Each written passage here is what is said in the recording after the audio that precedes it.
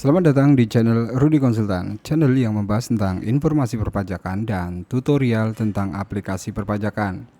Di video kali ini Rudy Konsultan mau buat simulasi, yaitu bagaimana cara membuat bukti potong 1721A1 yang dulunya ya, di tahun sebelumnya, di tahun 2023. Itu untuk tahunan lah, untuk tahunan karyawan. Nah, sekarang sudah ada nih di menu Ibu Pot yang terbaru, yaitu bukti potong A1 atau tahunan. Dan di video kali ini kita akan buat tutorialnya khusus untuk teman-teman ya. So, sebelum gue lanjut, untuk teman-teman yang mungkin baru lihat channel ini, jangan lupa klik tombol subscribe, jangan lupa teman-teman nyalain juga loncengnya agar teman-teman tidak ketinggalan informasi terupdate dari Rudy Konsultan. Dan jika teman-teman juga butuh jasa konsultan pajak, teman-teman bisa hubungi nomor WhatsApp kami yang tertera di profil channel kami.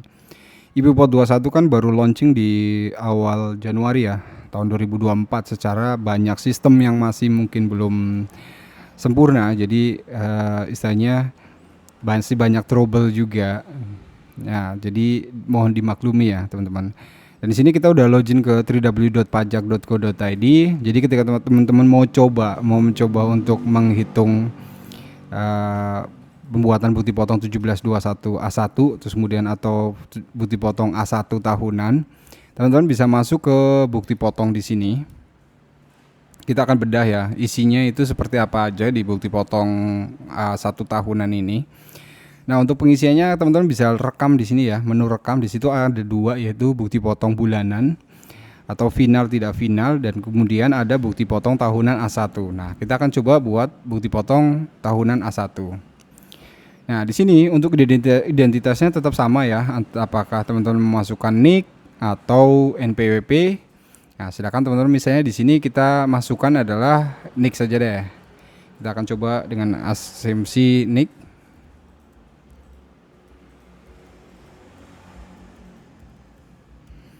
Oke, setelah itu silakan isi nama ya. Terus kemudian kalau alamat, sebenarnya kan kalau NIK ini kita misalnya isi lebih simple aja. Terus kemudian kita cek. Nah, data ditemukan. Meskipun jadi yang teridentifikasi hanya NIK dan nama saja, alamat itu tidak tervalidasi, tapi tidak masalah. Ini juga tidak menjadi penghambat ketika teman-teman harus sesuai dengan KTP, itu enggak. Yang penting NIK dan namanya itu sudah sesuai atau sudah tervalidasi. Nah, ini tandanya adalah ada checklist warna biru atau hijau nih. Oke, setelah sudah valid di sini, teman-teman bisa isi yaitu status dari PTKP-nya. Ingat, teman-teman mesti konsekuensinya di bulan sebelumnya, dari masa Januari sampai dengan masa November, pengisian PTKP-nya itu berdasarkan PTKP-nya, misalnya si nama tersebut kita statusnya adalah K3. Nah, di tahunan ini juga teman-teman harus sesuai ya dengan data sebenarnya. Misalnya di sini kita asumsikan dengan K3. Terus nama jabatan, misalnya di sini kita isi karyawan. Oke. Nah, di sini ada status karyawan asing jika memang statusnya warga negara asing ya, WNA. Nah, terus kemudian pilih negara domisili, itu juga kalau memang bisa di checklist. Ketika status karyawan asing itu di checklist, maka kita akan bisa memilih negaranya. Tapi kalau memang bukan ya kita skip.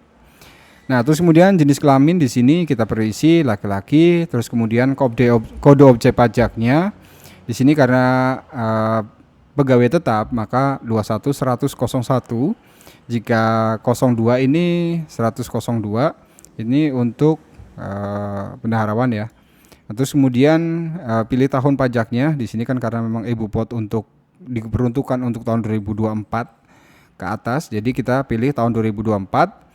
Nah, masanya kita pilih karena memang bekerja misalnya dari bulan Januari sampai dengan masa Desember, maka kita pilih 01 awalnya.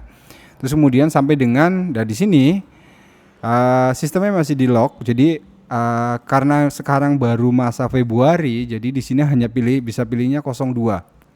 Nah, kita asumsikan lah. Jadi ini kita asumsikan cara membuatnya ya. Nanti ketika sudah di Desember atau di bulan Januari tahun 2025, nanti ini bisa dipilih sampai dengan masa Desember ya. Karena ini nggak ada nih, hanya ada 1 dan 2 saja. Kita asumsikan 2 bulan aja deh. Nah, penghasilan bruto, dan di sini penghasilan bruto misalnya dengan asumsi penghasilannya 15 juta, terus kemudian karena 2 bulan yaitu misalnya 15 juta kali 12 deh. Misalnya kita anggap di sini 12 bulan ya. Jadi kurang lebih sekitar 180. Oke, penghasilan selama 1 tahun 180.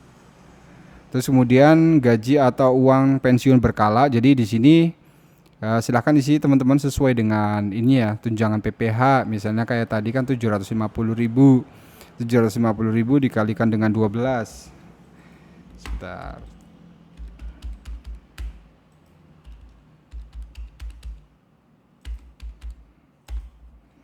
Jadi di sini tunjangan PPh-nya adalah 9 juta misalnya. Terus kemudian tunjangan lain, misalnya ada uang lembur atau honorarium dan lain-lain. Di sini ada honorarium dan imbalan sejenisnya, misalnya bonus ya. Misalnya 1 kali gaji deh.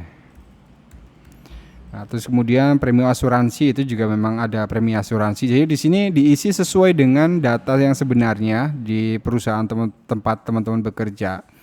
Terus kemudian penerimaan dalam bentuk natura kenikmatan yang tidak dipotong oleh PPh, misalnya yaitu peraturan kan natura penghasilan yang dibebaskan dalam kurun waktu maksimal dengan jumlah maksimal dalam 1 bulan itu sekitar 2 juta. Nah, tantrum atau bonus atau gratifikasi bisa teman-teman isi juga di sini ya. Nah, kita coba asumsikan nggak perlu diisi apa-apa. Jadi jumlah penghasilan brutonya yaitu 1 sampai dengan 7 ya, dari jumlah penghasilan setahun itu penambahannya adalah 24 juta. Nah, biaya jabatan, nah di ini untuk biaya jabatan kita perlu isi juga nih, isi secara manual. Biaya jabatan adalah 5 juta ya, 5 juta 6 juta maksimal dalam 1 tahun karena tadi gajinya adalah di 15 juta. Terus kemudian dikalikan dengan 5% jatuhnya jauh lebih tinggi daripada 500.000 per bulan, maka kita bisa langsung isi biaya jabatan yaitu di angka batas maksimum, yaitu misalnya di 6 juta. Nah, terus kemudian iuran terkait pensiun. Nah, jadi di sini untuk entah itu nanti program ini akan berkembang lagi terus kemudian biaya jabatan secara otomatis terisi, kita nggak tahu ya. Cuman untuk saat ini memang biaya jabatan kita mesti input secara manual. Nah, terus kemudian di sini ada zakat sumbangan. Nah, ini kalau memang ada ya silahkan diisi. Di sini kita asumsikan nggak ada.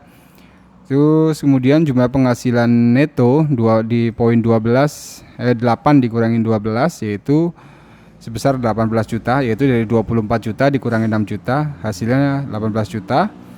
Terus kemudian penghasilan tidak kena pajak atau PTKP-nya. Nah, di sini PTKP sebenarnya jumlah tanggungan sudah diisi ya, tapi di sini dia minta lagi ya PTKP tahunan. Di sini karena memang statusnya adalah kawin anak 3. Nah, setelah itu penghasilan pajak setahun. Jadi posisinya kita bisa langsung klik hitung di sini ya.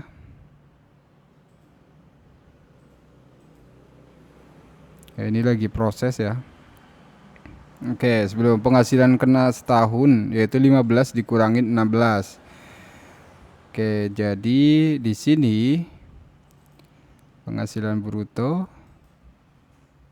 Oh, sorry, ini adalah penghasilan bruto dalam 1 tahun dan di sini kita perlu isi juga ya, sorry teman-teman. Gaji atau ininya adalah nilainya 180. Oke. Nah, di sini jadi penghasilan, jadi tadi di awal sorry teman-teman, jadi penghasilan masa pajak terakhir, penghasilan brutonya di sini yaitu dia yang diisi di masa Desembernya ya. Jadi di masa Desember ini untuk pajak penghasilan terakhir yaitu di masa Desembernya yaitu sebesar 15 juta. Terus kemudian gaji uang atau pensiunan berkala yang penghasilannya dalam 1 tahun ya, diisi juga di sini. Nah, terus kemudian jadi penghasilan kena pajak setahun yaitu 15 kurang 15 198 kurang ini jadi 126. Teman-teman bisa hitung di sini. Nah, jadi posisi kurang bayarnya penghasilan pajak dalam 1 tahun itu sebesar 12.900. Nah, PPh pasal 21 yang telah dipotong masa sebelumnya. Nah, ini kita bisa ambil data ya, ambil data itu sendiri dari histori pelaporan pajak bulanan yang udah dilaporkan. Atau mungkin PPh pasal 21 yang ditanggung oleh pemerintah juga kita bisa ambil data di sini. Kita tinggal klik nanti drag tarik data. Nah, terus kemudian PPh terutangnya nanti secara otomatis muncul di sini ya.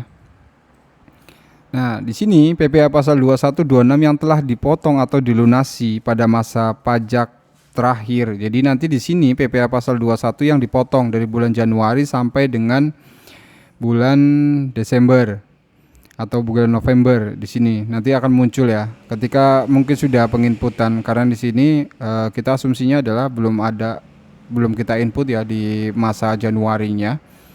Jadi di sini tidak muncul. Jika memang sudah dilapor, maka di sini akan otomatis muncul ya dari NPWP atau NIK yang kita masukkan. Nah, terus kemudian di sini ada PPh pasal 21 yang ditanggung pemerintah, juga kita bisa ambil data di sini. Nah, terus kemudian poin 23 PPh 21 kurang bayar atau lebih bayar di masa pajak terakhir, ini juga setelah pasca ini terisi seluruhnya, nanti di sini akan muncul ya yang PPh pasal 21 yang kurang bayar di masa Desembernya itu nilainya berapa, atau yang telah dipotong selama 1 tahun. Harusnya di sini PPh pasal 21 dipotongnya nilainya sesuai dengan ini ya, 12.900.000. Nah, setelah itu tinggal diisi penandatangan pengurus, terus kemudian nama penandatangannya juga, checklist, dan klik simpan.